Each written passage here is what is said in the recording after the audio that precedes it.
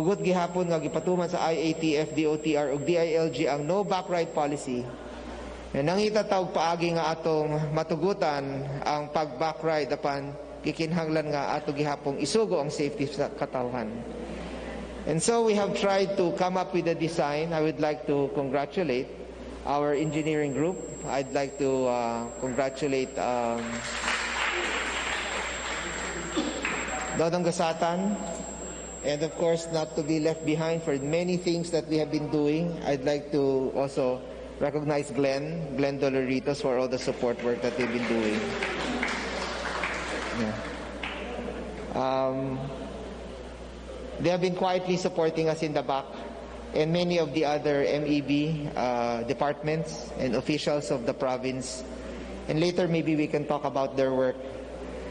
So let me thank them. What we have done is we have submitted the design to the IATF. We have submitted it to DILG. So there is every indication right now that considering our status as a GCQ, pero bisan pa, no positive active case sa karong mga panahuna, and always manage ang atong mga infection levels, the national government will possibly approve this by next week, and that will be good news for our backrider policies. But when you say backrider, it has to be family member, cannot be for hire. You have to be very clear. We're not allowing them to open up for hire. We're allowing backride policy for family members only. Kung ma-approve ni, kung saan pag-control kay basin na mulighot ng mga habal-habal drivers ba? Kung sa'y pamaagi sa pag-kontrola? We will have to do it through the mayors. Our mayors will have to ensure that a pass will be given to family backriders only. So amo pang gipaghisgutan sa karo mga panahuna. Tungod kay approval muna gikan sa IATF. But murag very positive naman ang ilahang pagdawat sa ato proposal. But even then, it has to be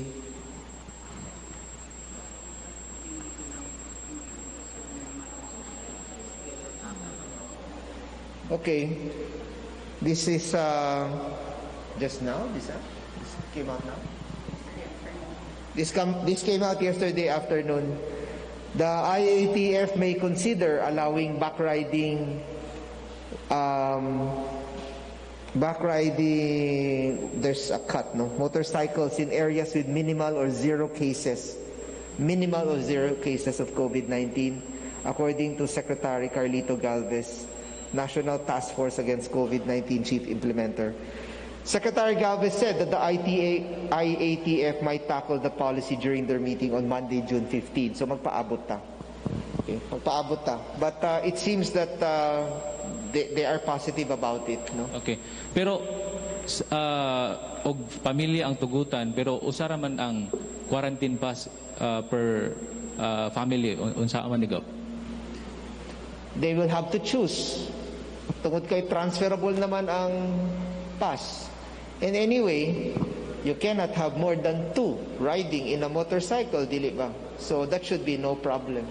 That should be no problem. I know what you mean. You're talking about the rider? Yes, the rider and the... If he is a worker anyway, he has an ID. ID is already accepted. Yeah.